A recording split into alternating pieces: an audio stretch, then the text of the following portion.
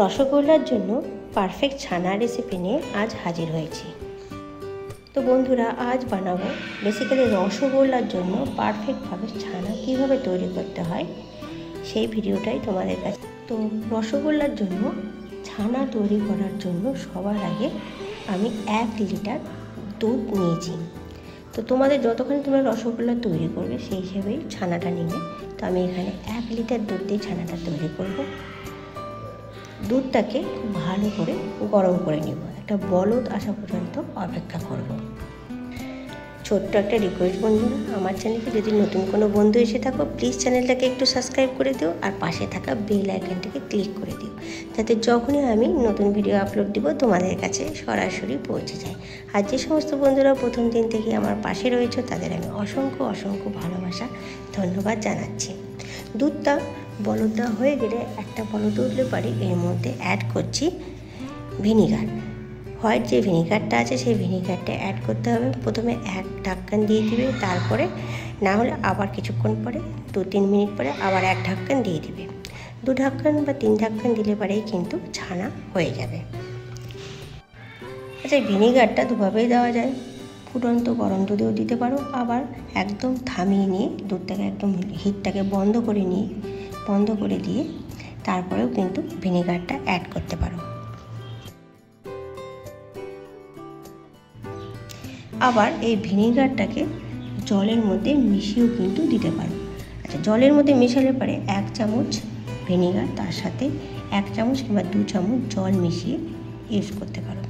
তো ভিনিগার দেওয়ার সাথে সাথেই 1 মিনিটের মধ্যেই দেখবে ছানা হয়ে গিয়েছে দুধটা। তো দেখো, আমি ভিনিগারটা দিয়ে দিয়েছি আর ছানা একদম কিন্তু হয়ে গিয়েছে। হিটটাকে বন্ধ করে দিতে হবে।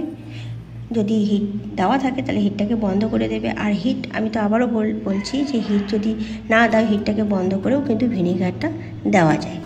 তো দেখো, সাথে সাথেই কিন্তু ছানা হয়ে গেছে। কতগুলো ছানা হয়েছে! ভিনিগার দিয়ে ছানাটা তৈরি করলে পরে পারফেক্ট ছানাটা হয়, আর রসগোল্লার জন্য বেসিক্যালি খুব ভালো হয়। তো দেখো, একদম পুরো ছানা হয়ে গিয়েছে। এইবার একটা ছাঁকনির মধ্যে ছেঁকে নিব। আচ্ছা, ছাঁকনির মধ্যে দিয়েও ছেঁকে নিতে পারো, অথবা যদি তোমাদের কাছে কাপড় থাকে, খুব পাতলা কাপড়, কম ছিদ্রযুক্ত যদি পাতলা কাপড় থাকে সেই কাপড়ের মধ্যেও কিন্তু ছেঁকে নিয়ে কিছুক্ষণ রেখে দিতে পারো। তো সবার কাছে কাপড়টা থাকে না, তো এরকম ছাঁকনি তো সবার কাছেই থাকে। তো এরকম ছাঁকনি দিয়ে ছেঁকে নিলে কোনো অসুবিধা নেই।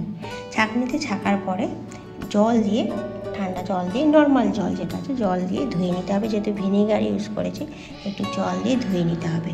আর খুব বেশি একদম শুকাতে হবে না, একটু ডেবে দিয়ে জলটাকে বের করে দিতে হবে। এটা কিন্তু বেসিক্যালি রসগোল্লা তৈরির জন্য একদম পারফেক্ট ছানা। আর রসগোল্লা তৈরির জন্য ছানাটা একদম শুকিয়ে ফেললে কিন্তু ভালো হয় না, সেই জন্য কিছুক্ষণ রেখে দিলে জলটা পুরো ঝরে যাবে, তখনই কিন্তু রসগোল্লাটা তৈরি করা যাবে। তো কিছুক্ষণ রাখার পরে ছানাটা আমার তৈরি হয়ে গেছে একদম রসগোল্লা তৈরি করার জন্য। তো আশা করছি তোমরা বুঝতে পেরেছো কিভাবে রসগোল্লা তৈরি করার জন্য ছানা তৈরি করতে হয়। বাড়িতে খুব সহজে এই ছানা তৈরি করবে আর রসগোল্লা তৈরি করে নেবে। রসগোল্লার ভিডিও আমার নেক্সট ডে আসছে, তো রসগোল্লার ভিডিও আমি শেয়ার করব। তো সেই জন্য ছানাটা তৈরি তোমাদের আগে থেকে দেখিয়ে দিলাম। এইভাবে ছানা তৈরি করতে হবে রসগোল্লার জন্য। আশা করছি ভিডিওটা তোমাদের ভালো লেগেছে। ভালো লাগলে অবশ্যই একটা লাইক দিয়ে দিও। তোমাদের একটা লাইক আমাকে অনেকখানি মোটিভেট করে নতুন ভিডিও তৈরি করার জন্য। আজকে এ পর্যন্ত, আবার আসবো নতুন ভিডিও নিয়ে। টাটা।